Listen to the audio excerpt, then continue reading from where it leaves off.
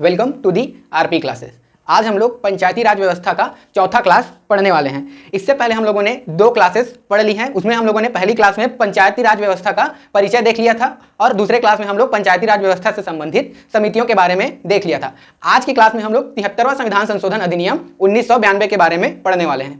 तो क्या था कि विभिन्न समितियों की पहले क्या है कि संविधान जब बना था तो संविधान के अनुच्छेद 40 में सरकार को यह कर्तव्य बताया गया था कि सरकार पंचायतों की स्थापना करेगा और इसी के अनुसार सरकार ने समय समय पर समितियों का गठन किया और उसी समितियों के सिफारिश पर फिर 73वां संविधान संशोधन अधिनियम या विधेयक 1992 को पीवी नरसिम्हा राव ने संसद के समक्ष रखा। तो चलिए स्टार्ट करते हैं अब हम लोग आज की क्लास। तो सबसे पहले क्या था, पहला पॉइंट याद रखिएगा, संविधान के अनुच्छेद 40 में, संविधान के अनुच्छेद 40 में राज्य को यह कर्तव्य बताया गया था कि राज्य पंचायती राज व्यवस्था की स्थापना करेगा। क्या करेगा? पंचायती राज व्यवस्था की स्थापना करेगा। मतलब अनुच्छेद 40 में यह बता दिया गया है कि सरकार को कि यह कर्तव्य हो गया कि वह पंचायतों की स्थापना करे। इसीलिए सरकार ने क्या किया था, सरकार ने भी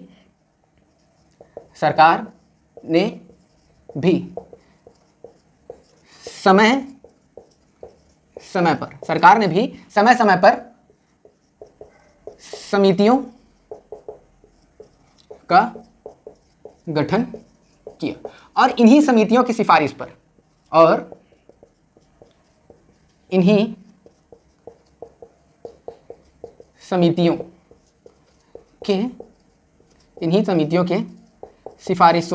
इसी समितियों के सिफारिशों के आधार पर 73वां संविधान संशोधन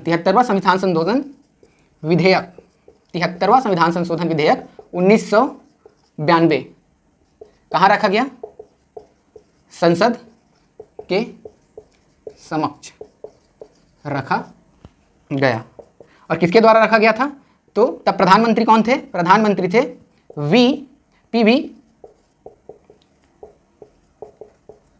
नरसिम्हा राव द्वारा संसद के समक्ष 73वां संविधान संशोधन विधेयक संसद में रखा गया।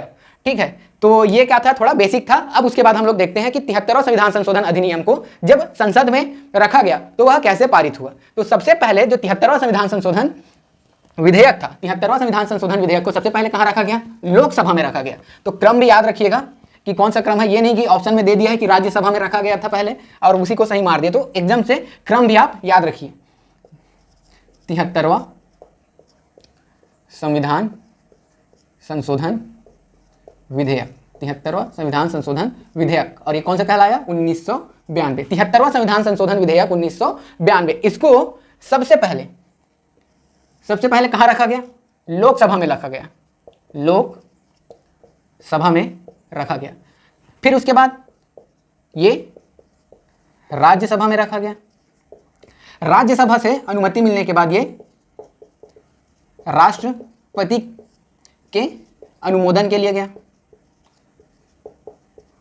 राष्ट्रपति के अनुमोदन के लिए गया और फाइनली इसको लागू किया गया।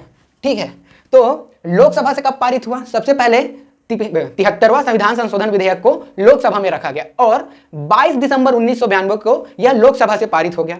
उसके पश्चात अगले ही दिन 23 दिसंबर 1992 को राज्यसभा से पारित हो गया।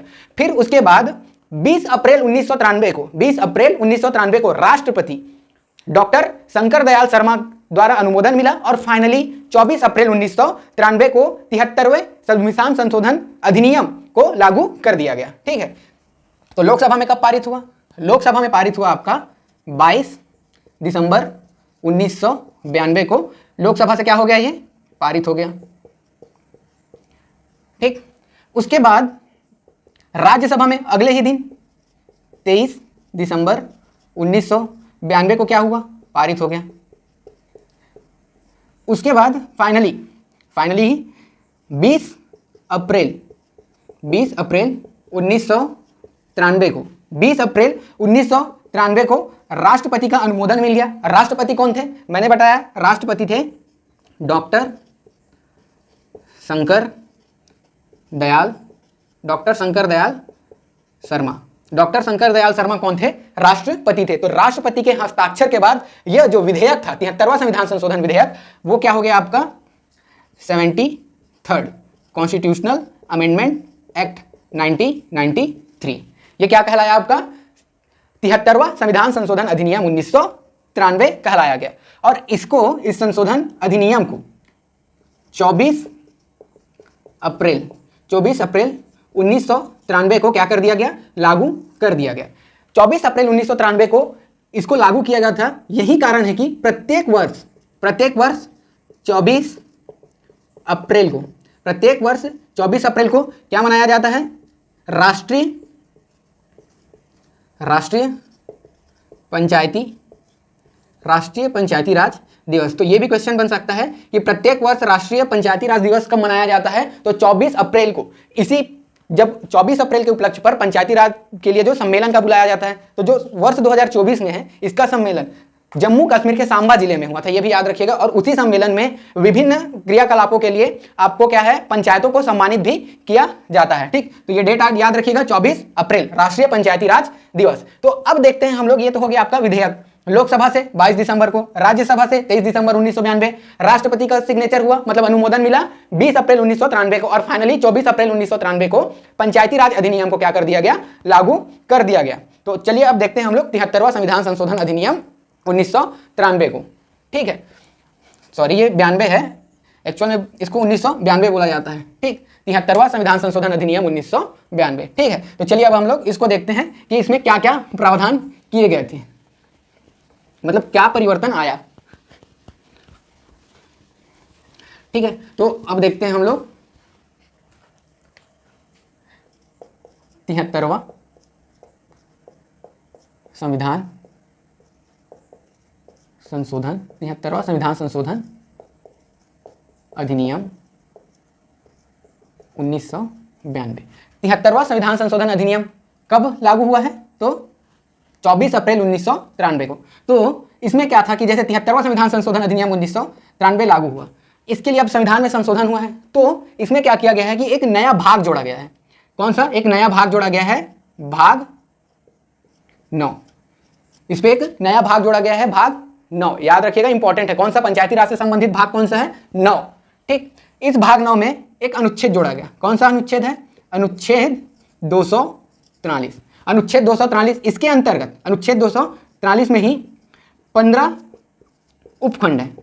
कितने हैं, 15 उपखंड है, जो कि कहां से कहां तक है, अनुच्छेद 243 ए से, अनुच्छेद 243 ए से अनुच्छेद 243 ओ तक। कहां तक, 243 ओ तक। तो इसमें कौन सा एक नया भाग जोड़ा गया, भाग 9। अनुच्छेद जोड़ा गया 243 में कितने, 15 नए उपखंड हैं। इसमें कहां से कहां तक है, तो अनुच्छेद 243 ए से अनुच्छेद 243 ओ तक। ठीक, टोटल कितना, 15 उपखंड। ठीक, और एक नई अनुसूची जोड़ी गई। कौन सी, एक नई अनुसूची जोड़ी गई, अनुसूची। कौन सा, तो ये है आपकी 11वीं अनुसूची। 11वीं अनुसूची इसमें जोड़ी गई। 11वीं अनुसूची मतलब देखिए, संविधान जो था, संविधान में कितने अनुसूचियां हैं वर्तमान में, तो वर्तमान में टोटल 12 अनुसूचियां हैं। कितना, 12 अनुसूचियां। तो उसमें से जो 11वीं अनुसूची है, उसमें क्या है, पंचायतें हैं। क्या है, पंचायती राज। 11वीं अनुसूची में क्या है आपका, पंचायती राज। इसमें टोटल 29 विषय हैं। कितने विषय हैं इसमें, टोटल 29 विषय हैं। तो कितनी अनुसूचियां हैं संविधान में, संविधान में है आपकी 12 अनुसूची। 12 अनुसूची में पहला अनुसूची तो है संघ एवं उसके केंद्र एवं उसके संघ शासित प्रदेश, पहला। अनुसूची 2 में है वेतन एवं भत्ते, मतलब संविधान में कुछ पद हैं, उनके लिए वेतन एवं भत्तों का प्रावधान किसमें किया गया है, तो अनुसूची 2 में। फिर संविधान के ही कुछ विशेष पद हैं, उनके लिए शपथ एवं प्रतिज्ञान के लिए अनुसूची 3 है। 4 में है आपका राज्यसभा में सीटों का आवंटन। ठीक, 5 में है अनुसूचित क्षेत्रों के लिए प्रशासन। 6 में है असम असम, त्रिपुरा, मिजोरम और मेघालय के लिए। याद रखिएगा ये वाली अनुसूची 6, अभी आगे मैं बताने वाला हूं अनुसूची 6 के बारे में ही। इसमें कौन कौन से अनुसूची 6 में इंपॉर्टेंट है ये भी याद रखिएगा। अनुसूची 6 इसमें कौन सा है, AMTM, मतलब असम, मेघालय, त्रिपुरा और मिजोरम के अनुसूचित क्षेत्रों के लिए प्रावधान किया गया है अनुसूची 6 में। ठीक, उसके बाद है अनुसूची 7। अनुसूची 7 भी याद रखिएगा, अनुसूची 7। अनुसूची 7 में क्या है, तो संविधान के अनुसूची 7 में है राज्यसभा, मतलब क्या है, जो कानून बनाने के लिए अनुसूचियों का विभाजन। तो मैंने बताया था कि इसमें कितने अनुसूची, मतलब सूचियों का विभाजन किया गया है, 3। कौन कौन से हैं, एक तो आपका है जिस पर केंद्र सरकार कानून बनाते हैं, संघ सूची, राज्य सूची और एक समवर्ती सूची। तो मैंने बताया था कि इसी में जो राज्य सूची है, कौन कौन सा, एक आपका केंद्र सूची, राज्य सूची और समवर्ती सूची। तो जो आपका पंचायती राज है उसको राज्य सूची का विषय बनाया गया है, ये मैंने बताया था। ठीक, ये 6वीं अनुसूची याद रखिएगा, 7वीं अनुसूची याद रखिएगा, 8वीं अनुसूची में है आपका भाषाएं हैं, 9वीं अनुसूची में भूमि सुधार कानून, 10वीं में दल बदल, 11वीं में है पंचायतें और 12वीं अनुसूची में है आपका नगरीय निकाय। इन सब के बारे में भी हम लोग पढ़ेंगे। कौन कौन सा आपका आगे मैं बताऊंगा 6वीं अनुसूची को थोड़ा सा, फिर 7वीं अनुसूची मैंने बता दिया कि पंचायती राज अधिनियम में जो 7वीं अनुसूची है उसको राज्य सूची के अंतर्गत रखा गया है पंचायती राज व्यवस्था को। 11वीं अनुसूची में पंचायती राज और 12वीं अनुसूची है नगरीय निकाय। जैसे ही पंचायती राज कंप्लीट हो जाता है हम लोग नगरीय निकाय पढ़ेंगे। तो ये अनुसूचियां भी याद रखिएगा। ठीक है, तो 73वां संविधान संशोधन 1992 भाग कौन सा जोड़ा गया, 9वां। अनुसूची कौन सा जोड़ा गया है, 11वां। अनुच्छेद 243, इसके उपखंड कितने हैं, 215 हैं, जिसमें 243A से 243O तक है। और जो 11वीं अनुसूची है पंचायती राज, उस पर टोटल 29 विषय रखे गए हैं। ठीक है, तो ये हो गया आपका 73वां संविधान संशोधन अधिनियम 1992। अब देखते हैं हम लोग कि इसकी विशेषताएं क्या क्या है। ठीक है, 73वें संविधान संशोधन अधिनियम की विशेषताएं एकदम सीक्वेंस पे बताते जा रहा हूं एकदम, और सब चीज फैक्चुअल है ना, यहां से भी क्वेश्चन बन सकते हैं। आजकल जैसे पीएससी के एग्जाम में स्टेटमेंट्स में क्वेश्चन पूछ रहे हैं, तो उस हिसाब से भी आपको इसको पढ़ते चलना है और एक एक फैक्ट को याद करते चलना है। तो अब हम लोग देखते हैं 73वां संविधान संशोधन अधिनियम। 73वां संविधान संशोधन अधिनियम 1992 की विशेषताएं। ठीक, तो इसकी क्या क्या विशेषताएं हैं। तो सबसे पहले मैंने बताया था कि इसका प्रावधान कहां पे किया गया, तो 40 अनुच्छेद में। ठीक, अनुच्छेद 40 में। लेकिन क्या हुआ, इसकी जो पहली विशेषता थी, पहली विशेषता देखिए, पहली विशेषता क्या है कि सबसे पहले विभिन्न समिति, लक्ष्मीमल सिंघवी समिति ने क्या कहा कि पंचायती राज व्यवस्था को संवैधानिक दर्जा मिलना चाहिए। तो ये 73वें संविधान संशोधन अधिनियम से क्या हुआ, जो पंचायती राज व्यवस्था थी, पंचायती राज व्यवस्था को क्या हुआ, को संवैधानिक दर्जा प्राप्त हुआ। तो ये इसकी एक विशेषता हो गई कि 73वें संविधान संशोधन अधिनियम से ही पंचायती राज व्यवस्थाओं को संवैधानिक दर्जा प्राप्त हो गया। फिर जो संविधान का भाग 4 है, संविधान का भाग 4, इसमें क्या है, राज्य के नीति निर्देशक तत्व, राज्य के नीति निर्देशक तत्व, डायरेक्टिव प्रिंसिपल ऑफ स्टेट। इसमें क्या है आपका, भाग 4 में है आपका डायरेक्टिव प्रिंसिपल ऑफ स्टेट। इसमें जो अनुच्छेद 40 था, अनुच्छेद 40, ये प्रारंभ में क्या था, बाध्यकारी नहीं था। मतलब इसमें सरकार का कर्तव्य, जो अनुभाग 4 है उसमें सरकार का कर्तव्य बताया गया है जो बाध्यकारी नहीं है, ये सरकार का कर्तव्य मात्र है। लेकिन इसी संविधान संशोधन अधिनियम 1992 से इसको, जो अनुच्छेद 40 है, पंचायतों की स्थापना, इसको बाध्यकारी कर दिया गया। मतलब कि अब पंचायतों की स्थापना करना सरकार के लिए बाध्यकारी है, अनिवार्य है। तो क्या हुआ कि 40वें संविधान भाग 4 के राज्य के नीति निर्देशक तत्व, अनुच्छेद 40, जो कि प्रारंभ में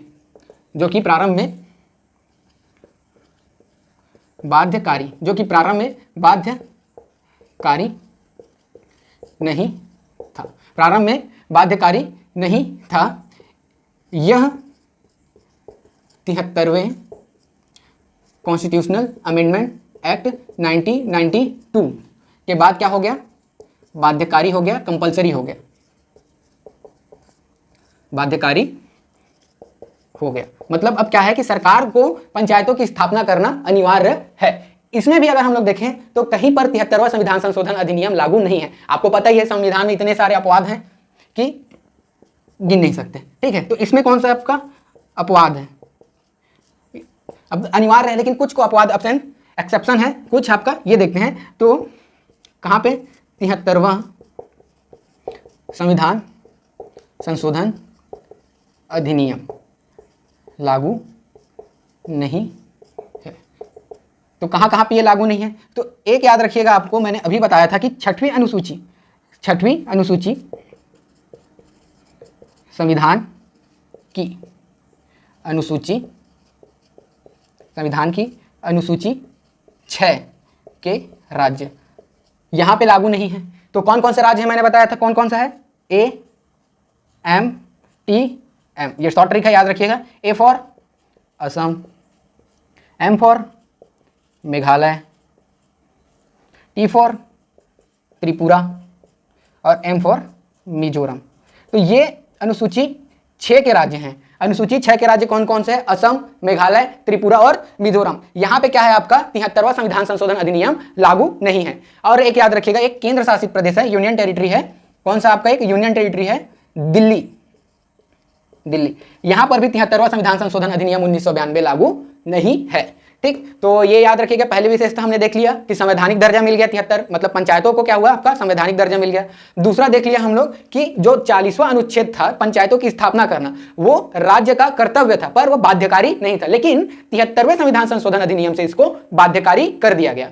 लेकिन इसमें भी कुछ अपवाद थे, जैसे ये 73वां संविधान संशोधन अधिनियम 6वीं अनुसूची के राज्य असम, मेघालय, त्रिपुरा और मिजोरम में लागू नहीं है। और वहीं एक यूनियन टेरिटरी केंद्र शासित प्रदेश है आपका दिल्ली, यहां पर भी 73वां संविधान संशोधन अधिनियम लागू नहीं है, ठीक है। चलिए अब उसके बाद हम लोग देखते हैं, ये लिख लिए होंगे, मैं मिटा रहा हूं, नहीं लिखे होंगे तो पॉज करके लिख लीजिएगा, ठीक है। चलिए अब देखते हैं हम लोग अगला थर्ड इसकी विशेषता देखते हैं, ठीक। तीसरी विशेषता देखते हैं। तीसरी विशेषता यह है कि इसमें कुछ प्रावधान किए गए हैं। कौन कौन सा, इसमें कुछ प्रावधान किए गए हैं जिसमें से कुछ प्रावधान बाध्यकारी होंगे। मतलब जो आपको पता है कि जो 73वां संविधान है ये क्या होगा, राज्य सूची का विषय है, राज्य सूची का विषय है। मतलब इस पर कौन है, कानून कौन बनाएगा, पंचायती राज से संबंधित कानून बनाने का अधिकार राज्य सरकार को होगा। राज्य विधानमंडल अपने हिसाब से पंचायती राज व्यवस्था के लिए कानून बनाएगी। लेकिन जब संविधान में 73वां संविधान संशोधन किया गया तो उसमें कुछ प्रावधान इस प्रकार किए गए थे जिसमें से अगर राज्य कानून बनाते हैं तो उनको शामिल करना अनिवार्य है, और कुछ प्रावधान ऐसे हैं जिसको सरकार चाहे तो लागू कर सकती है और नहीं तो ना करें, उससे फर्क नहीं पड़ेगा। तो इसमें हम लोग तीसरा विशेषता देखते हैं, प्रावधान। तो इसमें दो तरीके का प्रावधान किया गया। एक तो है आपका अनिवार्य प्रावधान,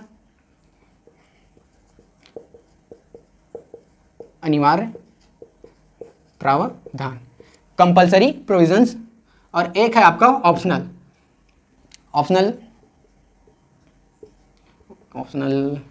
अनिवार्य नहीं है, मतलब ऐच्छिक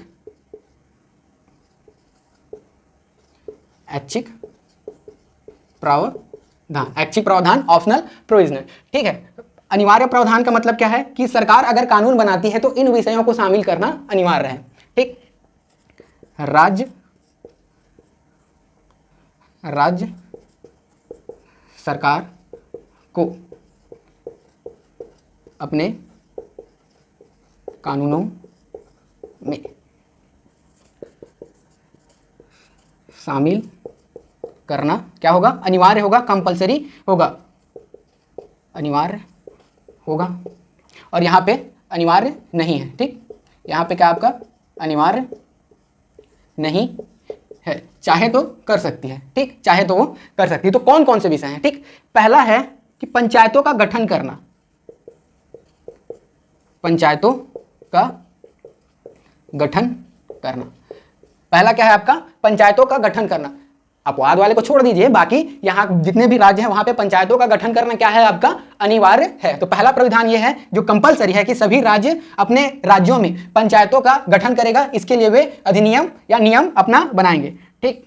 तो ये हो गया पंचायतों का गठन करना। अब पंचायतों का तो गठन करना ही है, तो कैसी होगी पंचायतें, तो बलवंत राय मेहता समिति ने सिफारिश की थी कि त्रिस्तरीय पंचायती राज व्यवस्था की स्थापना करना है। तो कैसा संरचना कैसी होनी चाहिए? त्रिस्तरीय संरचना, त्रिस्तरीय संरचना होगी, मतलब 3 स्तरीय संरचना होना अनिवार्य है। लेकिन इसमें भी जो बलवंत राय मेहता समिति जैसे कि जो 20 लाख से कम जनसंख्या वाले राज्य थे, कौन कौन से आपका? गोवा, सिक्किम और मणिपुर। यहाँ पे क्या है कि जो मध्य स्तरीय पंचायत है, जैसे हमारे यहाँ छत्तीसगढ़ में जो जनपद पंचायत होता है जो मध्य स्तरीय है, वो लागू करना अनिवार्य नहीं है। तो इसका भी अपवाद है कि त्रिस्तरीय पंचायती राज व्यवस्था होगी, लेकिन ऐसे राज्य जहां की जनसंख्या 20 लाख से कम है वहां पे द्विस्तरीय पंचायती राज व्यवस्था की स्थापना की गई है। इन राज्यों में कौन कौन सा है आपका? गोवा, सिक्किम और मणिपुर। ठीक है, गोवा, सिक्किम और मणिपुर। तो लेकिन उसके अलावा जो बाकी राज्य हैं वहां पे त्रिस्तरीय संरचना होना चाहिए, ये हो गया आपका अनिवार्य। तीसरा प्रावधान यह किया गया था कि चुनाव होंगे, क्या होंगे? निर्वाचित होना चाहिए। ठीक है,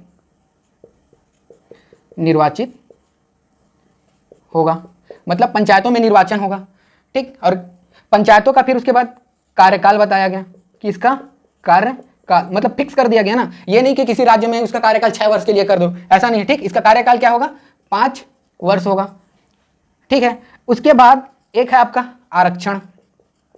आरक्षण में भी 2 तरीके का आरक्षण, मतलब महिलाओं को फीमेल को आरक्षण देना कंपलसरी है। हर राज्य को अपने यहां महिलाओं को आरक्षण देना कंपलसरी है, और साथ ही एससी व एसटी को जनसंख्या के अनुपात में आरक्षण देना अनिवार्य है। तो ये सारे प्रावधान जो है आपका अनिवार्य हैं। ठीक, कौन कौन से हैं? पहला, पंचायतों की स्थापना की जाएगी, त्रिस्तरीय पंचायती राज की स्थापना की जाएगी। अपवाद में आपका गोवा, सिक्किम, मणिपुर है। ठीक, उसके बाद क्या है कि निर्वाचित होनी चाहिए, मतलब पंचायत कैसी होनी चाहिए? निर्वाचित होनी चाहिए, निर्वाचित होनी चाहिए। लेकिन इसका कार्यकाल भी बता दिया गया है कि हर 5 वर्ष बाद इसका निर्वाचन होना चाहिए, मतलब पंचायतों का कार्यकाल 5 वर्ष होगा। ठीक है, उसके बाद यहाँ पे आरक्षण की भी बात कही गई है कि महिलाओं और अनुसूचित जाति जनजाति, फीमेल, शेड्यूल कास्ट और आपका क्या है? शेड्यूल ट्राइब, इनको क्या है? आरक्षण देना अनिवार्य है। लेकिन जो ओबीसी आरक्षण है, ओबीसी मतलब जो अन्य पिछड़ा वर्ग है, उनको आरक्षण देना क्या होगा? ऐच्छिक होगा, मतलब वो ऑप्शनल है। अगर सरकार चाहे तो ओबीसी को आरक्षण दे सकती है। वैसे भी आपको पता होगा कि छत्तीसगढ़ में जो पंचायती राज है वहां पे ओबीसीओं को भी आरक्षण, मतलब अन्य जो पिछड़ा वर्ग है उनके लिए भी सीटों का आरक्षण किया जाता है। ठीक, तो ओबीसी का आरक्षण ये क्या है? आपका ऐच्छिक प्रावधान है। इसके साथ जो पंचायतों को शक्तियां, पंचायतों को कौन कौन सी शक्तियां दी जाएगी, इसके भी बारे में क्या है? ये भी आपका ऐच्छिक होगा कि क्या क्या शक्ति मिलेगी। जैसे इसमें कराधान की शक्ति, कराधान की शक्ति मतलब कहां कहां पर जो पंचायतें हैं वो कर लगा सकती है, ये भी राज्य सरकार डिसाइड करेगी। या तो उनको दे भी सकती है शक्ति और ना चाहे तो ना दे सकती है, क्योंकि ये भी अनिवार्य नहीं है। ठीक, तो ये हो गया आपका प्रावधान। कौन कौन से आपका? एक अनिवार्य प्रावधान, ऐच्छिक प्रावधान। जो ऐच्छिक प्रावधान है उसमें ओबीसी को आरक्षण की कौन कौन से उसको शक्तियां दी जाएगी, और साथ ही कराधान की शक्ति, ये क्या है? आपका ऐच्छिक प्रावधान है। उसके बाद अब हम लोग देखते हैं, ये हो गया आपका तीसरा, मतलब जो हम लोग विशेषताएं देख रहे हैं उसमें तीसरा विशेषता कौन सा देख लिए प्रावधान के अंतर्गत, कि इसमें कुछ विषय जो कंपलसरी होंगे और कुछ विषय ऑप्शनल होंगे। ठीक है, चलिए आगे देखते हैं। अब देखते हैं हम लोग कि इसके मतलब जो 73वां संविधान संशोधन विधेयक है, अधिनियम है, उस पर जो विशेषताएं हैं उसमें हम लोग आगे देखते हैं। विशेषता नंबर 4, चौथा विशेषता क्या है कि इसमें नया भाग जोड़ा गया, नया भाग जोड़ा गया। कौन सा भाग जोड़ा गया? नया भाग। इसमें संविधान में भाग 9 जोड़ा गया। भाग 9 में क्या है आपका? पंचायतें। भाग 9 में है आपका पंचायतें। इसमें जो पंचायतें, भाग 9 तो जोड़ा गया, और इसमें टोटल कितने? 16 अनुच्छेद, मतलब एक अनुच्छेद था 243, उसके अंतर्गत 15 उपखंड, मतलब इस प्रकार 16 अनुच्छेद जुड़ गए। तो चलिए अब उन 16 अनुच्छेदों को हम लोग पढ़ते हैं। अनुच्छेद 243। ठीक, अब इन 16 अनुच्छेदों को हम लोग एक एक करके, सबसे पहले उनमें क्या क्या चीजें हैं उसको देखते हैं, याद करने की कोशिश करते हैं। तो चलिए याद करते हैं हम लोग 16 अनुच्छेदों को। ठीक है, कहां से कहां तक था? ए से आपका,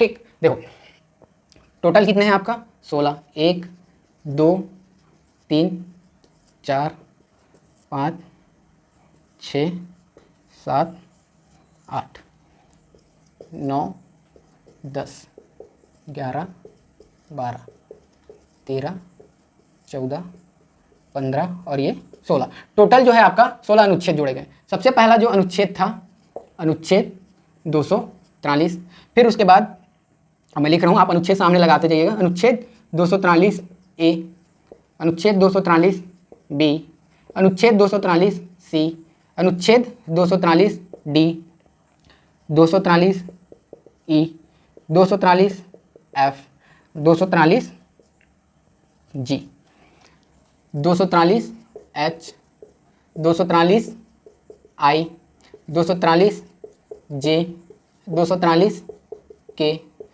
243 एल, 243 एम, 243 एन और 243 ओ।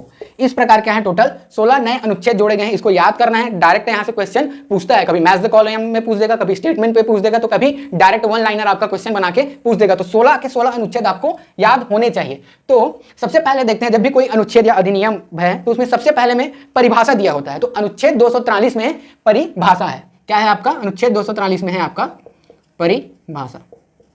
ठीक, अनुच्छेद 243 में क्या है? परिभाषा। उसके बाद अनुच्छेद सबसे मतलब छोटी इकाई, मतलब जो बुनियादी इकाई है ग्राम पंचायत की या पंचायतों की, वो है आपका ग्राम सभा। तो सबसे पहले अब ग्राम सभा के गठन की बात कही गई है। कौन से अनुच्छेद में? अनुच्छेद 243 ए में। क्या है आपका? ग्राम सभा। ग्राम सभा। अब क्या है? ये है आपका जो पंचायती राज व्यवस्था है उसकी बुनियादी इकाई है आपकी ग्राम सभा। तो इसलिए इसको सबसे पहले में रखा गया है। अनुच्छेद 243 ए में क्या है? ग्राम सभा। ठीक, दूसरा देखते हैं अनुच्छेद 242 बी में। अब आ गए हैं सीधा पंचायतों पे। तो क्या करना पहले जरूरी है? सबसे पहला जरूरी है कि उसका गठन किया जाए। तो अनुच्छेद 243 बी में है पंचायतों का गठन। ठीक, पंचायतों का गठन। अब गठन तो हो गया, तो उसकी संरचना कैसी होनी चाहिए? उसका कंस्ट्रक्शन, सी फॉर कंस्ट्रक्शन। तो कैसे उसकी संरचना होनी चाहिए? तो उसको बताया गया है आपका अनुच्छेद 243 सी में। इसमें क्या है आपका? पंचायतों की संरचना। 243 सी में क्या है आपका? पंचायतों की संरचना। अब पंचायतों की संरचना बता दी गई, तो उसमें कुछ सदस्यता होंगे, कुछ सदस्य होंगे। लेकिन अगर इसमें सारे मतलब अगर पहले ही बता दिया गया है कि उसमें आरक्षण का प्रावधान किया जाएगा, तो क्या किया गया है? आपको जो पंचायतों है, पंचायत में जब चुनाव होगा उसके लिए सीटों का क्या कर दिया गया? आरक्षण कर दिया गया। तो अनुच्छेद 243 में क्या है? पहले में है ग्राम सभा, दूसरे में है गठन, तीसरे में है संरचना और चौथे में है सीटों का आरक्षण। पहले ही प्रावधान कर दिया गया है कि महिला, एससी, एसटी और ओबीसी क्या है आपका? ऑप्शनल प्रोविजन है। तो सीटों का क्या कर दिया गया है? आरक्षण कर दिया गया है। सीटों का आरक्षण ये किस पे किया गया है? अनुच्छेद 243 डी में। 243 डी में क्या है? पंचायतों में सीटों का आरक्षण। ठीक, ई में है उसके बाद जब आरक्षण कर दिया गया तो क्या हमेशा के लिए उन लोग आरक्षण रहेंगे? मतलब हमेशा कोई चुना लिया गया तो बस चुने ही रहेगा, आरक्षण ले? तो उसके लिए क्या कर दिया गया कि उसकी अवधि निर्धारित कर दी गई। अवधि निर्धारित कर दी गई और उसका प्रावधान किया गया है 243 ई में। 243 ई में क्या है आपका? पंचायतों का कार्यकाल। 243 ई में क्या बताया गया है आपका? पंचायतों का कार्यकाल। उसके बाद अब कोई भी, अब आरक्षण तो मिल गया है, तो क्या कोई भी सदस्यता ले सकती है? नहीं। तो उसके लिए क्या है कि कौन पंचायत के सदस्य बनने के लिए योग्य नहीं होगा, उसका प्रावधान कर दिया गया है 243 एफ में। तो इसमें क्या है? 243 एफ, एफ फॉर याद रखिएगा फेल्यूर, मतलब अयोग्यता। ठीक, तो एफ फॉर फेल्यूर। इसमें क्या बता दिया गया है? इसमें बताया गया है सदस्यता की निरर्हताएं। ठीक, कि कौन पंचायत का सदस्य बनने के लिए योग्य नहीं है, इसका प्रावधान मतलब इसको किसमें बताया गया है? संविधान के अनुच्छेद एफ, एफ फॉर फेल्यूर। ठीक, जी, जी फॉर पार्ले जी, शक्ति। ठीक, तो जी फॉर इसमें क्या बता दिया गया है? जी में पंचायतों की शक्ति। इसको याद रखिएगा, जी पार्ले जी, जी पार्ले जी खाने से क्या आती है? शक्ति। तो इसको याद रखना 243 जी। इसमें क्या बताया गया है कि पंचायतों की शक्ति, पंचायतों की शक्तियां, प्राधिकरण, पंचायतों की शक्तियां, प्राधिकरण और उत्तरदायित्व,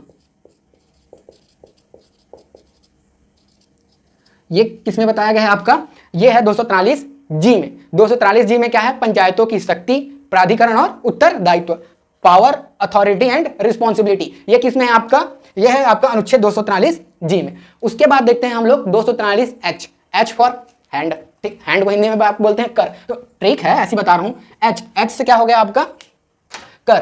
तो अनुच्छेद 243 जी में, सॉरी अनुच्छेद 243 एच में क्या है, पंचायतों को कर लगाने की शक्तियां। तो पंचायतों के कराधान की शक्तियां, पंचायतों के कराधान की शक्तियां एवं पंचायतों की निधियां,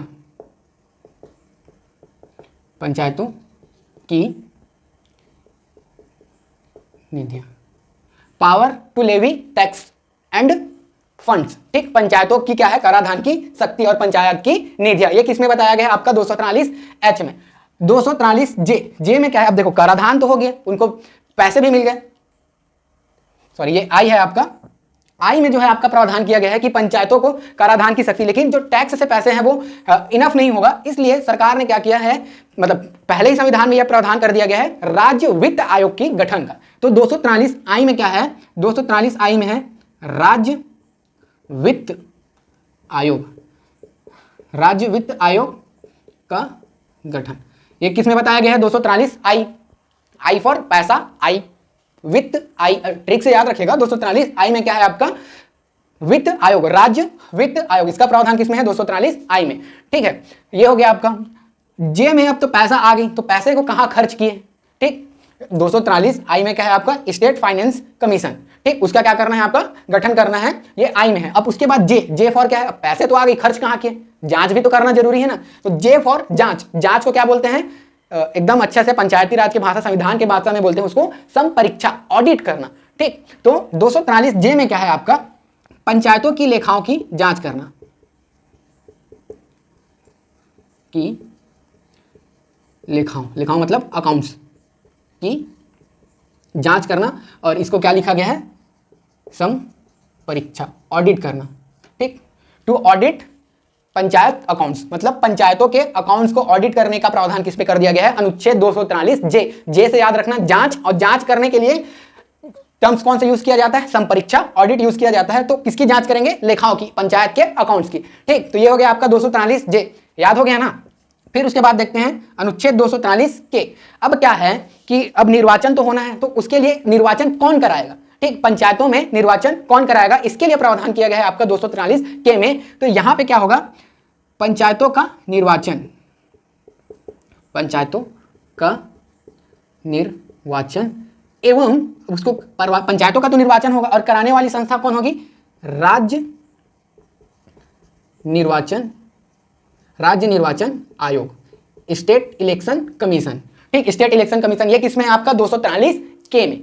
ठीक है, अब देखते हैं अपन लोग एल फॉर याद रखना लागू होना, एल से याद रखना लागू होना। तो कहां लागू होना, अब ये बोल दिया गया है कि पंचायत जो है वो लागू होंगे, तो कहां कहां होंगे, तो ये देखिएगा, मतलब कहां कहां होंगे, इसमें प्रावधान किया गया है कि जो 73वां संविधान संशोधन है उसका क्या है, जो केंद्र शासित प्रदेश है, संघ राज्य क्षेत्रों में लागू होना। तो इस अधिनियम का संघ राज्य क्षेत्रों में भी लागू होना, यह प्रावधान किस पे किया गया है आपका 243 एल में होना। ठीक, संघ राज्य क्षेत्रों में भी लागू होना। उसके बाद एम में क्या है, मना करना, एल से लागू होना तो एम से मना करना, समझ लीजिए, मना करना मतलब कतिपय क्षेत्रों में 73वें संविधान संशोधन अधिनियम का लागू ना होना। ठीक, यहाँ पे लागू होना और मना कर दिया, तो क्या होगा, लागू नहीं होगा। एम फॉर मना करना, एल फॉर लागू होना, इस तरीके से याद रखिएगा। जे फॉर जांच, आई फॉर पैसा, आई, एच कर हैंड से याद रखिएगा, जी पार्ले जी शक्ति, एफ फेल्वर, ई से याद रखिएगा अवधि, ठीक, डी आरक्षण, सी संरचना, बी गठन, और ए में है आपका ग्राम सभा। तो एम में क्या है, इसमें प्रावधान किया गया है कि कतिपय क्षेत्रों में, जो 73वां संविधान संशोधन अधिनियम है, कतिपय क्षेत्रों में, ये याद रखिएगा 73वां संविधान संशोधन का कतिपय क्षेत्रों में लागू ना होना। ठीक, इतना याद रखिएगा, इतने बन जाएगा, लागू ना होना, इतना से आपको समझ आ जाएगा। ये अनुच्छेद एम में क्या है, मना करना, कतिपय क्षेत्रों में लागू ना होना। फिर उसके बाद क्या है कि जैसे कुछ जो राज्य हैं उन्होंने क्या है कि पंचायतों की स्थापना के लिए पहले से कानून बना लिया था और पहले से पंचायत स्थापित थी। तो इसमें क्या प्रावधान किया गया है कि जो कंटिन्यूटी क्या है उनकी बनी रहे, मतलब उनको भंग ना होना। तो विद्यमान कानूनों मतलब विद्यमान विधियों और पंचायतों का बना रहना, ये किसमें प्रावधान किया गया है 243 एन में, अनुच्छेद 243 एन में क्या प्रावधान किया गया है कि कतिपय विद्यमान विधियों और पंचायतों का बना रहना। ठीक, तो इसमें क्या है आपका विद्यमान विधियों और पंचायतों का बना रहना। ठीक, इसमें क्या है जो पहले से, जैसे कि आपको पता है कि राजस्थान में कब 2 अक्टूबर 1959 से ही पंचायतों की स्थापना कर दी गई थी। आंध्र प्रदेश, कर्नाटक, आपका पश्चिम बंगाल, जहाँ पे जब आपका अशोक मेहता समिति ने सिफारिश की तो द्विस्तरीय पंचायती राज व्यवस्था की स्थापना कर दी गई। ठीक, तो यहाँ पे अगर पंचायत पहले से है, उससे संबंधित कुछ कानून पहले से अगर उन लोग बना के रखे हैं तो वो कानून क्या होगा, एज इट इज उन लोग लागू कर सकते हैं, मतलब विद्यमान विधियों और पंचायतों का बना रहना। ठीक, तो इसमें किसमें प्रावधान किया गया है 243 एन में। और 243 ओ में क्या किया गया है, हस्तक्षेप, मतलब निर्वाचन, पंचायतों की निर्वाचन संबंधित मामले में न्यायालय के हस्तक्षेप का वर्जन है। ठीक, तो इसमें क्या है आपका न्यायालय के हस्तक्षेप, न्यायालय के हस्तक्षेप का वर्जन। ठीक, किसमें, तो पंचायतों के निर्वाचन संबंधित मामले में न्यायालयों के हस्तक्षेप का वर्जन, ये किसमें आपका 243 ओ में। तो पूरा याद हो गया होगा अभी तक पूरा ट्रिक से। जैसे देखिए, सबसे पहला जब भी पंचायत स्टार्ट हुआ, मतलब अधिनियम बनाया गया, तो उसमें क्या है आपका परिभाषा दिया होता है। तो 243 में क्या है आपका परिभाषा है। फिर जो पंचायती राज व्यवस्था की जो बुनियादी इकाई है, जो ग्रास रूट लेवल पे है, वो आपका क्या है ग्राम सभा है। तो इसका प्रावधान सबसे पहले कर दिया गया है अनुच्छेद 243 ए में। अब उसके बाद पंचायतों के गठन पे आ गए तो 243 बी में क्या किया गया है, पंचायतों का गठन किया गया है। अब पंचायतों की गठन कर दी गई तो सिर्फ और याद रखिएगा कंस्ट्रक्शन, उसकी संरचना कैसी होगी। ठीक, तो अनुच्छेद 243 सी में यह बताया गया है कि पंचायतों की संरचना कैसी होगी, ध्यान से सुनिएगा। उसके बाद संरचना बताने के बाद क्या कर दिया गया कि उस संरचना में कि उस संरचना क्या है, सदस्यता से बनती है, तो सदस्यों को कुछ आरक्षण दे दिया गया है, जैसे कि महिलाओं को, SC ST को, और कुछ राज्यों में अगर राज्य सरकार चाहे तो OBC को भी आरक्षण दे सकती है। इसका प्रावधान कहां किया गया है, अनुच्छेद 243 डी में। उसके बाद जो अगला अनुच्छेद है 243 ई में, अगर उन लोग को आरक्षण दे दिया तो क्या ये निरंतर बनी रहेगी, नहीं, तो इसके लिए एक सीमा निर्धारित कर दी गई। तो इसलिए पंचायतों के कार्यकाल के बारे में बताया गया है अनुच्छेद 243 ई में, उसकी अवधि है कार्यकाल। ठीक, ई के बाद आता है एफ फॉर फेलियर। ठीक, तो कौन कौन से लोग पंचायतों की सदस्यता के लिए निरर्हताएं हैं, मतलब उनमें अयोग्यता है, वो पंचायतों के सदस्य नहीं बन सकते। तो ये है आपका अनुच्छेद 243 एफ में। एफ के बाद है आपका 243 जी से बताया था मैंने ट्रिक, पार्ले जी, और पार्ले जी खाने से आती है शक्तियां। तो अनुच्छेद 243 जी में बताया गया है पंचायतों की शक्तियां। ठीक, पंचायतों की शक्तियां, उसके जो प्राधिकरण है, उसकी जो उत्तरदायित्व है, रिस्पॉन्सिबिलिटी है, इसका प्रावधान कहां किया गया है, अनुच्छेद 243 जी में। ठीक, पावर, अथॉरिटीज एंड रिस्पॉन्सिबिलिटीज। फिर उसके बाद जो टैक्स लगाने की कौन कौन सी पावर मिली है, तो पावर मिली है उसको एच, कर लगाने की शक्ति, और पंचायतों की निधियां, एच फॉर होता है हैंड को हिंदी में बोलते हैं हाथ, और हाथ का ही एक होता है कर। तो ऐसा याद रखिएगा, ट्रिक मैं बता रहा हूं। तो कराधान, तो अनुच्छेद 243 एच में याद रखिएगा कराधान की शक्ति, वो कहां पे है आपका, अनुच्छेद 243 एच में। उसके बाद आई से वित्त आई, तो वित्त आई से याद रखिएगा वित्त आयोग, राज्य वित्त आयोग के गठन का प्रावधान किसमें किया गया है, अनुच्छेद 243 आई में। ये वाला इंपॉर्टेंट है। और जब पैसे आई तो जे फॉर उसका क्या करेंगे अपन लोग, जांच करेंगे। तो उसमें 243 जे में जांच, और जांच के लिए वर्ड यूज होता है आपका संपरीक्षा। तो पंचायतों की लेखाओं का जांच करने के लिए, संपरीक्षा करने के लिए अनुच्छेद 243 में प्रावधान किया गया है। फिर उसके बाद है अनुच्छेद 243 के में है आपका राज्य निर्वाचन आयोग का गठन। के बाद है आपका एल में है संघ क्षेत्रों में पंचायतों का लागू होना। फिर उसके बाद है एम, कतिपय क्षेत्र, कुछ क्षेत्रों में उसका लागू नहीं होना। एन, जो विद्यमान कानून है उसका क्या है, बना रहना, पंचायतों का बना रहना। और ओ में है आपका न्यायालय के हस्तक्षेप का वर्जन। तो ये आपका टोटल क्या हो गया, 16 अनुच्छेद हो गया। उसको याद रखने का ट्रिक हो गया, और बहुत इंपॉर्टेंट है, यहां से क्वेश्चन पूछता ही है, तो आप याद रखिएगा। चलिए, ये आप स्क्रीनशॉट ले लीजिए और लिख लीजिए। आगे अब हम लोग देखते हैं, अब ये हम लोगों ने कौन कौन सा देख लिया, 4 हम लोगों ने मतलब 4 प्रॉपर्टीज देख लिए जो इसके प्रावधान थे। इसमें एक नया भाग जोड़ा गया। अब नया भाग तो जोड़ा गया और एक अनुसूची भी नहीं जोड़ी गई, और उस अनुसूची में 29 विषय रखे गए। तो चलिए अब हम लोग पढ़ते हैं अनुसूची 11 को और उससे संबंधित 29 विषयों को। ये मैं मिटा रहा हूं, आप ये याद कर लीजिएगा, नोट कर लीजिएगा।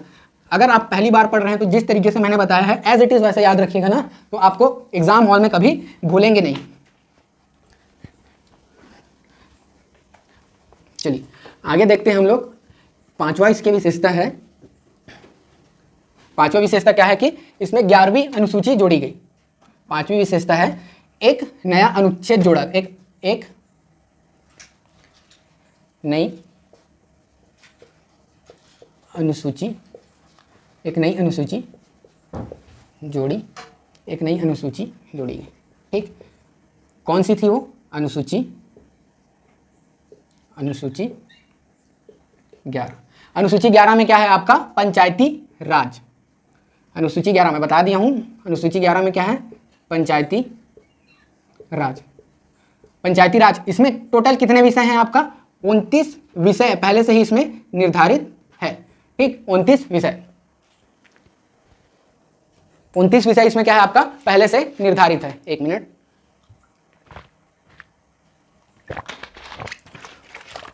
ठीक, इसमें क्या है आपका? 29 विषय पहले से निर्धारित है। तो चलिए अब इन 29 विषयों को हम लोग एक एक करके याद करने की कोशिश करते हैं। मतलब विषय का मतलब क्या है? तो 11वीं अनुसूची में 29 विषय बना दिया गया है। इस पे क्या है, सरकार को इन विषयों पे मतलब जो पंचायतें हैं उसको शासन करने का क्या होगा? अधिकार होगा। ठीक, तो सबसे पहले अब ग्राम की बात करें। अब ग्रामीण में अर्थव्यवस्था की रीढ़ क्या होती है? तो ग्रामीण अर्थव्यवस्था की रीढ़ है आपकी कृषि। तो कुछ कृषि से संबंधित विषय इस पे रखे गए हैं, तो उसके बारे में हम लोग देखते हैं। ठीक, देखो पहला क्या है? अब 29 में से पहला है आपका, पहले ही होगा आपका कृषि के बारे में। ठीक, कृषि से ही संबंधित है आपका भूमि सुधार। तो भूमि सुधार, ठीक, भूमि सुधार, इसी में देखेंगे भूमि सुधार। जो बड़ी बड़ी सिंचाई व्यवस्था की तो केंद्र सरकार या राज्य सरकार करते हैं, लेकिन जो छोटी सिंचाई व्यवस्था है उसका प्रावधान कहाँ किया गया है आपका? पंचायतों को विषय में रखा गया है। तो कृषि, भूमि सुधार और लघु सिंचाई, ठीक, कृषि से ही संबंधित है। चौथा याद रखिएगा, लघु सिंचाई। अब इसी में आ जाएगा आपका पशुपालन, कृषि का ही है। पशुपालन, दुग्ध उत्पादन, पशुपालन, दूध उत्पादन, कुक्कुट पालन, कुक्कुट पालन, ये सब 29 विषय है ना। धीरे धीरे याद करते हैं। पहला कृषि, दूसरा भूमि सुधार, तीसरा लघु सिंचाई, चौथा पशुपालन, दुग्ध उत्पादन, कुक्कुट पालन, पांचवा देखते हैं हम लोग मत्स्य पालन, ठीक, मत्स्य पालन। ठीक, छठवां देखते हैं, इसी में आता है आपका सामाजिक वानिकी, सामाजिक वानिकी, सामाजिक वानिकी या सामाजिक वानिकी एवं सामाजिक वानिकी एवं आपका कृषि वानिकी। कृषि वानिकी, सामाजिक वानिकी मतलब होता है कि समाज द्वारा जब वनों का क्या किया जाता है? लगाया जाता है, तो वो सामाजिक वानिकी के अंतर्गत आता है। और जब जो कृषि खेत में अगर किसान जो वनोपज की कृषि करने लगता है तो वो क्या कहलाता है? आपका कृषि वानिकी। जैसे अभी जो आया था आपका 1 जून 2021 को मुख्यमंत्री वृक्षारोपण कार्यक्रम, उसमें क्या था कि खेतों में अगर किसान जो वनों के पौधे हैं मतलब वृक्ष हैं, अगर उसका रोपण करता है तो सरकार प्रति एकड़ 10,000 रुपए की क्या करेगा? सब्सिडी देगा 3 साल तक। ये प्रावधान किया गया था। अब 3 साल के बाद क्या होगा अब भूपेश सरकार जाने, लेकिन तब तक देखते हैं हम लोग। ये हो गया आपका सामाजिक वानिकी और कृषि वानिकी। फिर उसके बाद छठवां में है आपका वनोपज। ये कहां पे है आपका? 7 में। तो ये कृषि से संबंधित कुछ विषय हैं। पहला कृषि, भूमि सुधार, लघु सिंचाई, पशुपालन, कुक्कुट पालन, आपका दूध उत्पादन, मत्स्य पालन, सामाजिक वानिकी, कृषि वानिकी एवं वनोपज संग्रहण। तो ये हो गया आपका कृषि से संबंधित। ठीक, ये 7 याद हो गए।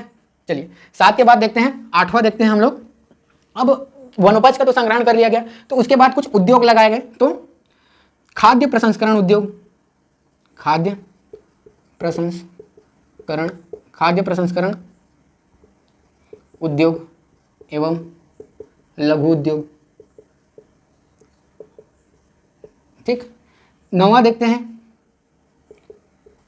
खादी ग्राम एवं कुटीर उद्योग, खादी ग्राम एवं कुटीर उद्योग। ठीक, 9 विषय हो गए। कृषि, देखिए कृषि से संबंधित ये 7 हो गए। उद्योग से 2 याद रखिएगा, खाद्य प्रसंस्करण उद्योग, लघु उद्योग, और दूसरा खादी ग्राम एवं कुटीर उद्योग। ठीक, ये हो गया टोटल 9। 10वां देखते हैं हम लोग। अब ग्रामीण क्षेत्रों में एक बड़ी समस्या है, वो है आपकी आवास का। ठीक, तो ग्रामीण आवास का भी प्रावधान करना पंचायती राज स्तर पर होगा। ठीक, तो ग्रामीण आवास, ग्रामीण आवास, ग्रामीण आवास है तो अब उसको पीने के लिए पानी तो चाहिए ही। तो अगला विषय है आपका पेयजल, पेयजल। ठीक, अब पानी तो पी ले, कुछ खाना भी चाहिए, और खाने के लिए क्या चाहिए? ईंधन। अब खाना बनाना है तो ईंधन तो चाहिए, फ्यूल तो चाहिए ही। तो ये हो गया आपका ईंधन, और पशुओं के लिए खाना के लिए क्या है? आपका चारा। ठीक, ग्रामीण आवास, पेयजल, ईंधन एवं चारा। ठीक, ये हो गया। अब ईंधन की व्यवस्था करने के लिए, चारा की व्यवस्था करने के लिए अब उसको बाहर तो निकलना पड़ेगा। तो बाहर किस पे जाएगा? इसके लिए सड़क, छोटे मोटे जो पुलिया हैं वो बनाएगी। ठीक, ये हो गया आपका 13। अब सपोज कि अब उसको ईंधन के लिए लकड़ी वकड़ी नहीं मिला। ठीक, तो क्या करेंगे? गांव वाले तो मस्त हीटर जलाते हैं। ठीक, तो हीटर के लिए अब क्या चाहिए? विद्युत। तो 14वां याद रखिएगा, चौथा मतलब 14 नंबर का है आपका ग्राम विद्युतीकरण, ग्राम विद्युतीकरण। ये हो गया आपका 14 विषय। ठीक, ग्राम विद्युतीकरण। अब अगर विद्युतीकरण से काम नहीं चला तो जो नॉन कन्वेंशनल है, ठीक, अपारंपरिक जो स्रोत हैं, तो ऊर्जा के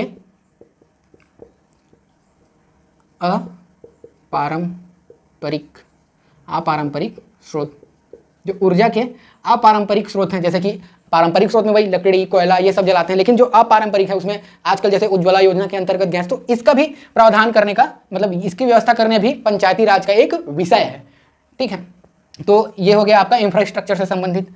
आगे देखते हैं अब हम लोग, इंफ्रास्ट्रक्चर से संबंधित हो गया 15।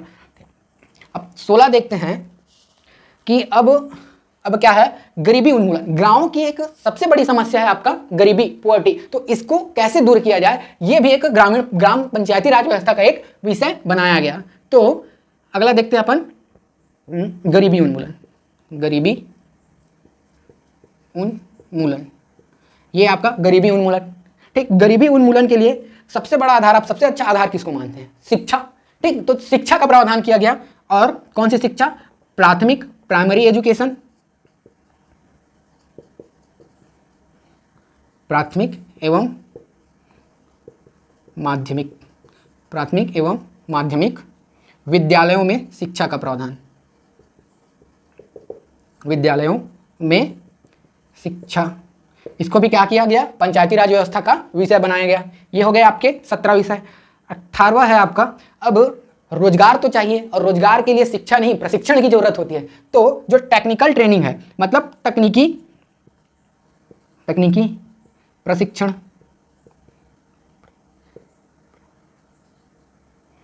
तकनीकी प्रशिक्षण एवं तकनीकी प्रशिक्षण एवं आपका व्यावसायिक शिक्षा, जो कॉमर्शियल एजुकेशन है,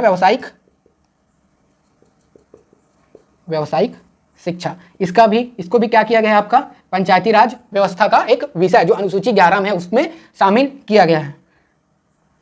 अब इन सबसे ज्यादा जरूरी है कि आप क्या हो? एक प्रॉपर मतलब स्वस्थ हो, और स्वस्थ के लिए चिकित्सा की व्यवस्था भी पंचायती स्तर पर किया जाएगा। तो एक हो गया आपका चिकित्सा। ठीक, फिर उसके बाद कुछ सांस्कृतिक कार्यक्रमों की भी व्यवस्था की गई है। तो आप रखिएगा सांस्कृतिक कार्यक्रम। ठीक है, हॉस्पिटल, कल्चरल एक्टिविटीज, ये सब का क्या है आपका प्रावधान? इन सब के किस पे रखा गया है? आपको अनुसूची 11 के 29 विषयों में इसको शामिल किया गया है। ठीक है, यहां तक याद हो गया होगा। अब एक और मतलब जैसे इसी में सांस्कृतिक कार्यक्रम के बाद एक याद रख लीजिएगा, अब सांस्कृतिक कार्यक्रम वाले ही में ही, तो सांस्कृतिक कार्यक्रम कैसे? तो मेला, ये भी एक तरीके का मेला के माध्यम से, एवं बाजारों की व्यवस्था करना, मेला एवं बाजारों की व्यवस्था करना। ठीक, तो ये टोटल कितने हो गए आपके? 21। ठीक, यहां तक याद हो गया होगा 21 तक। अब फेयर्स एंड मार्केट। ठीक, आगे देखते हैं हम लोग।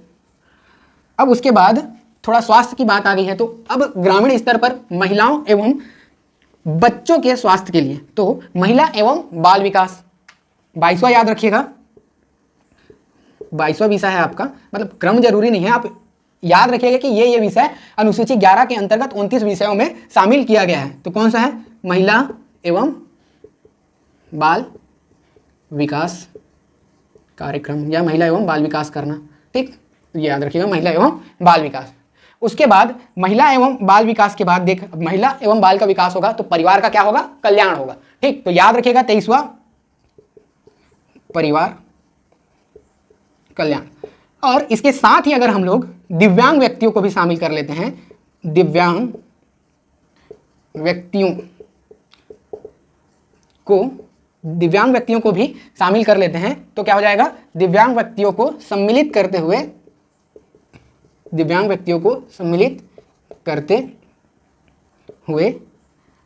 तो अब क्या हो जाएगा? समाज की कल्याण होगी। तो दिव्यांग व्यक्तियों को शामिल करते हुए, मतलब इसी परिवार कल्याण के साथ भी अगर समाज में रह रहे दिव्यांग व्यक्तियों को भी सम्मिलित कर लेते हैं तो क्या होगा? समाज का कल्याण होगा। तो सोशल वेलफेयर, फैमिली वेलफेयर। ठीक, ये हो गया आपका दिव्यांग व्यक्तियों का कल्याण। ठीक, यहां तक याद रखिएगा। अब उसके साथ साथ ही अगर हम कमजोर व्यक्तियों को भी क्या करते हैं, हम लोग कमजोर व्यक्तियों को भी सम्मिलित कर लेते हैं। ठीक, कौन कौन से? आपका 24 हो गया। आपका 25वां देखते हैं हम लोग, कमजोर व्यक्तियों को भी सम्मिलित। कमजोर व्यक्ति तो यही हो गए आपका दिव्य। अच्छा, कमजोर वर्ग बोला जाए, कमजोर वर्ग मतलब जो बैकवर्ड क्लास है उनको भी अगर सम्मिलित करना है। ठीक, उसके बाद आप याद रखिएगा, कुछ भूला तो नहीं ना? 26, ये हो गया आपका। 26वां है आपका पब्लिक डिस्ट्रीब्यूशन सिस्टम, लोक वितरण प्रणाली।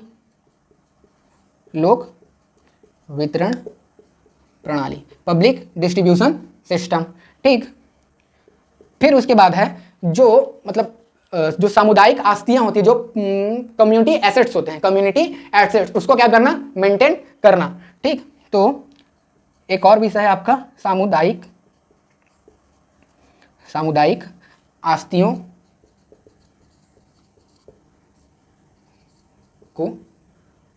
का प्रबंधन। सामुदायिक आस्ति मतलब जो पब्लिक एसेट्स है, ठीक, उसका क्या करना है? आपको प्रबंधन करना है, उसका मैनेजमेंट करना है। तो वो क्या होगा आपका? ये हो गया। अब अच्छा, इस शिक्षा वाले में अब 27 विषय हुआ। इस शिक्षा वाले में और याद रखिएगा आप लोग, शिक्षा के साथ 2 और याद रखिएगा, 28 करके मैं यहाँ ऊपर लिख दे रहा हूँ। ठीक है, 28 और 29, ये 28वां है आपका। कौन कौन सा हो गया? तकनीकी प्रशिक्षण एवं व्यावसायिक शिक्षा। इसी में याद रखिएगा प्रौढ़ शिक्षा एवं जो अनौपचारिक होता है, इनफॉर्मल, अनौपचारिक शिक्षा। प्रौढ़ शिक्षा एवं जो अनौपचारिक है, इनफॉर्मल एजुकेशन है, उसका भी वो विषय भी किस पे रखा गया है? आपका 11वीं अनुसूची में रखा गया है। और लास्ट याद रखिएगा आप पुस्तकालय, लाइब्रेरी। तो जो पुस्तकालय की भी व्यवस्था करना, ये क्या है आपका? टोटल 29 विषय हो गए। किसके अंतर्गत? आपका पंचायती राज अधिनियम में जो संविधान की अनुसूची 11 है उसमें पंचायती राज व्यवस्था में 29 विषय रखे गए हैं। ये वो 29 विषय हैं। ठीक, तो ये सारे 29 विषय आपको याद रखनी है। एक बार मैं दोहरा रहा हूं, फिर उसके बाद आज की क्लास यहीं समाप्त करेंगे। अगले क्लास में हम लोग छत्तीसगढ़ पंचायती राज अधिनियम 1993 के बारे में पढ़ेंगे। तो देखिए, 5वां विशेषता क्या है कि 73वें संविधान संशोधन अधिनियम से संविधान में आपका क्या हुआ? एक नई अनुसूची जोड़ी गई। कौन सी?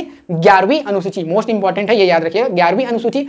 और इसके अंतर्गत टोटल 29 विषय रखे गए। तो ये 29 विषय कौन कौन से हैं? आपका पहला है आपका कृषि से संबंधित है, तो सबसे पहले आपका कृषि। दूसरा भूमि सुधार।